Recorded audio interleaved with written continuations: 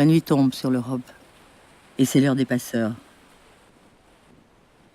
Ici, en face des côtes grecques, sur une falaise turque, quelques traces, cartons, coussins, couvertures, couches usagées, pulls d'enfants, briques de lait vides, des traces de vie qui racontent l'attente de femmes, d'enfants et d'hommes traumatisés par la guerre, épuisés par l'exil, mais guidés par l'espoir du refuge en Europe.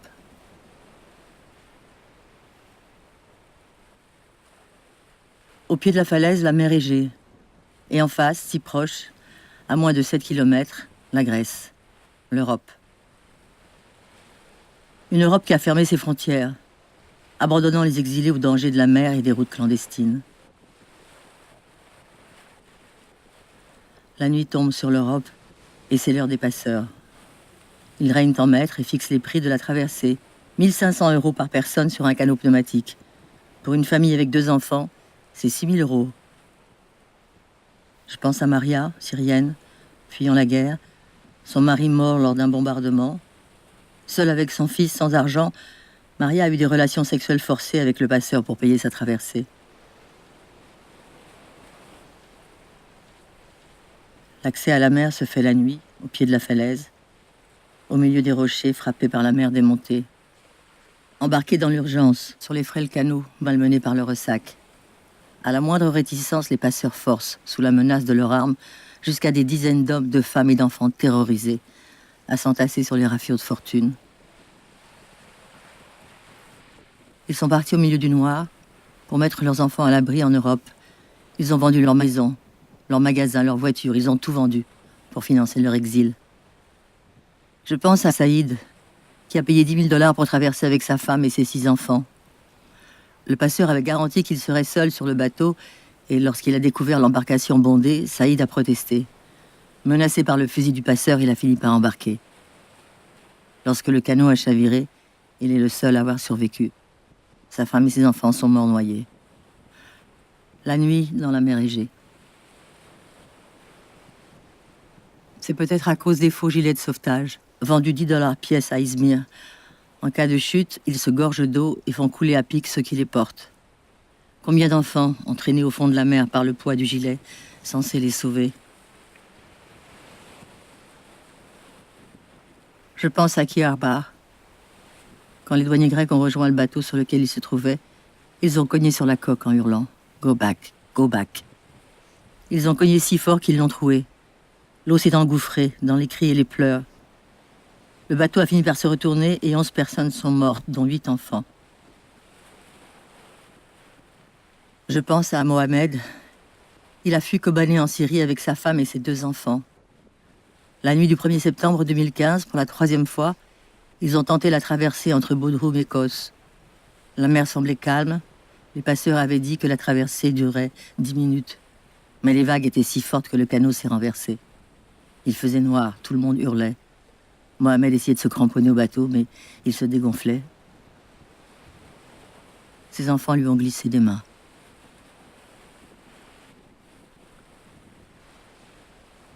Au lever du jour, la mer a rejeté 3 corps sur la plage turque d'Akiarlar. Celui de ses fils, Elan, 3 ans, son frère Khalip, 5 ans, et celui de sa femme, Réhan, 27 ans. Cette nuit-là, 12 bateaux pneumatiques sur lesquels on avait entassé 175 personnes ont tenté de rejoindre Kos. 12 canots, 175 personnes, et aucun n'est arrivé.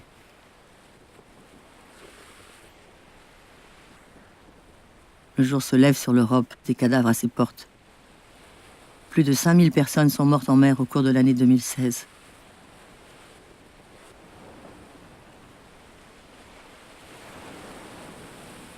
Heureusement, certains atteignent les côtes. Pour les accueillir et les enregistrer, l'Union européenne a organisé des camps administratifs, des hotspots. Plus d'1 million de personnes ont demandé refuge à l'Europe en 2015. Une envergure qui rappelle la Seconde Guerre mondiale. Face à cette urgence, ces gouvernements érigent l'Europe en forteresse. Et ils transforment la mer en charnier. Le déshonneur est tombé sur l'Europe. La nuit tombe sur l'île de Lesbos et sur le champ de Katotritos transformé en cimetière. Ici, des monticules de terre et une litanie de plaques funéraires sonnent le glas de l'exil et la fin de l'espoir. 25 août 2015, pas de nom. 4 septembre 2015, pas de nom. 9 septembre 2015, pas de nom. 30 septembre 2015, pas de nom, un bébé. 30 septembre 2015, pas de nom, toute une famille. 13 octobre 2015, beaucoup de bébés. Les morts sont les seuls exilés qui restent à Katotritos. Les rescapés doivent poursuivre leur voyage. Je pense à Cham, dont le fils et le mari sont morts noyés lors de la traversée. Cham n'a pas pu rester un jour de plus pour les enterrer. Le groupe avec lequel elle voyageait reprenait la route. Rester seul aurait été trop dangereux. Je pense à Cham, repartie encore, en laissant ceux qu'elle aimait derrière elle, couchés sous une terre inconnue.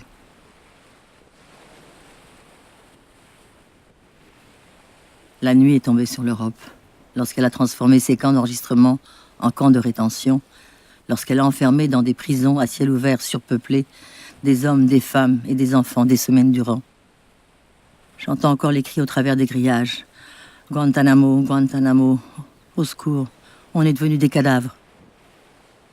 Après les traumatismes de la guerre, après l'angoisse de la fuite, l'insalubrité, la violence aussi, la peur de chaque instant pour les femmes seules, pour les enfants isolés. La nuit, certains se sont échappés, clandestins à nouveau dépendants des passeurs. Corps et âme.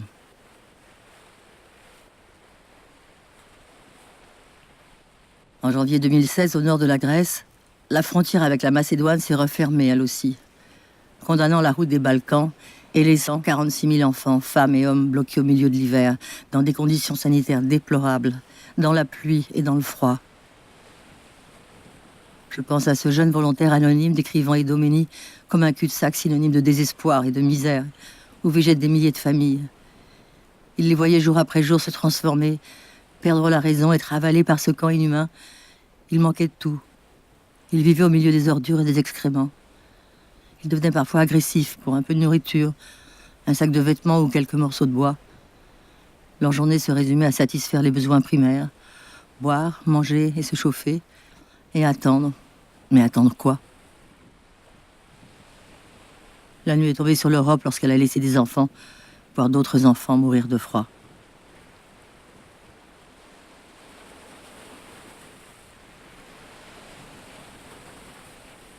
Les pays d'Europe se ferment les uns après les autres. La Hongrie a construit à la hâte une clôture, 4 mètres de barbelés à lame, tout au long des 175 kilomètres de sa frontière avec la Serbie. Ses députés ont même voté une loi autorisant l'armée à tirer à balles réelles sur les migrants. L'Europe barricadée abandonne les exilés au commerce des passeurs. Des milliers d'enfants ont disparu sur cette route des Balkans, victimes de travaux forcés, de servitude domestique, de proxénétisme, de mendicité forcée, de trafic d'organes.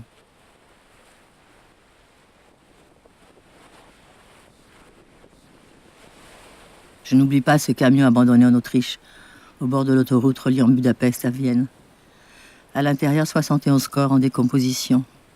71 corps d'enfants, de femmes et d'hommes syriens anonymes. 71 personnes dont on ne connaîtra sans doute jamais les noms.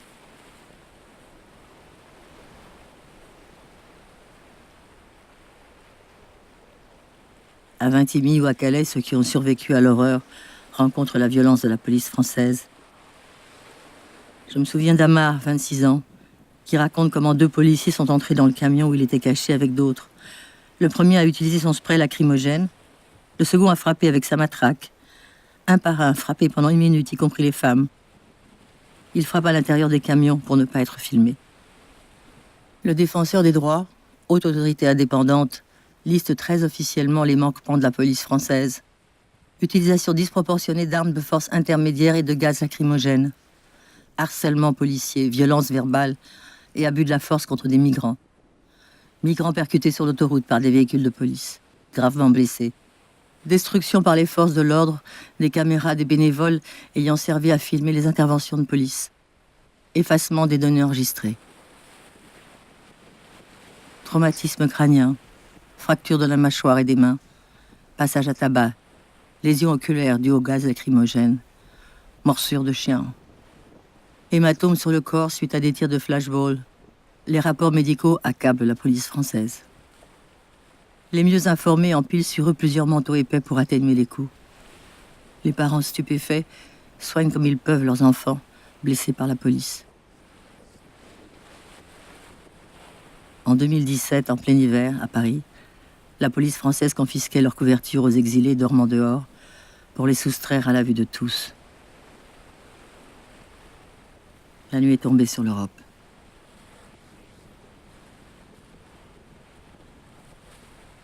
À Calais, face à l'Angleterre, jusqu'à 10 000 personnes se sont entassées dans les plus grands bidonvilles d'Europe. Laissées à la boue, au froid, ici encore à la merci des passeurs et des mafieux, rois dans la jungle.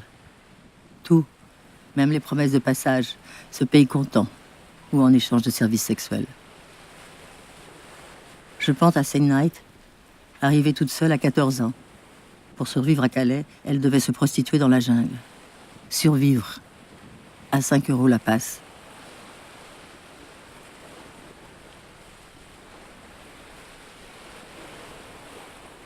« 90 000 mineurs non accompagnés ont demandé l'asile en Europe en 2015. Je pense à Salama Witt, enceinte de 6 mois, seule avec son fils de 7 ans. Chaque soir, elle tente de passer clandestinement vers l'Angleterre. Chaque soir, les passeurs la frappent pour qu'elle monte plus vite dans les camions. Chaque soir, son fils hurle. « Non, maman, pas les camions. Pas les camions. » Salama Witt tentera de passer jusqu'au dernier jour de sa grossesse. Ou bien jusqu'à la mort, comme Maria, la Syrienne percutée par une voiture sur l'autoroute A16 dans la nuit du 14 octobre 2015. Comme Saleh, le Soudanais, mort à 23 ans le 29 juillet 2015, écrasé par un camion sur un quai de déchargement d'Eurotunnel. Comme Sadiq, Pakistanais d'une trentaine d'années, mort de ses blessures à l'hôpital de Calais, le 28 juillet 2015, après avoir sauté sur un train en marche. Ou comme Ganette, arrivée d'Érythrée à 23 ans, morte le 24 juillet 2015, percutée elle aussi par une voiture sur l'autoroute. Je pense aussi à cet adolescent anonyme, retrouvé mort sur un train le 23 juillet 2015, dans la partie anglaise du tunnel. Et à Oumed, cet Érythréen de 17 ans, retrouvé noyé le 19 juillet 2015, dans un bassin de rétention du site français du tunnel. À Mohamed, arrivé du Pakistan à 23 ans pour mourir le 16 juillet 2015, électrocuté sur un train dans le tunnel. À Abdelmajid, un Soudanais de 45 ans, père de 2 enfants, tombé d'un train le 7 juillet 2015, mort d'une fracture du rachis cervical. Ou encore à Getenet, l'Éthiopien mort à 32 ans, le 26 juin 2015, en tentant de grimper sur un train. Après la découverte du corps sans vie d'un enfant de 14 ans sur son train, un conducteur de la société Eurotunnel a écrit à sa direction. Dans sa lettre, il disait « Là, des barbelés, des policiers, des gens en armes, des chiens, mais plus aucun arbre. Un tableau de guerre. Nous avons peur. Peur de commencer, peur de finir, peur de conduire, peur du devant, peur de percuter, d'écraser, d'électrocuter, de réduire en bouillie un pauvre air, un déshérité, un maudit de la vie, un damné de la terre. On roule comme on peut. Non plus les yeux fixés sur les instruments de bord, mais sur les abords, sur la voie, sur les alentours, priant secrètement pour qu'il n'y ait pas un désespéré qui se jette sur le train. Voir surgir de jeunes migrants, tirant par les bras des bébés pour grimper sur le train n'est pas facile à vivre. Voir des migrants sauter sur des trains en mouvement, rebondir dans tous les sens sans vous parler du bruit. Combien de blessés encore? Combien de morts?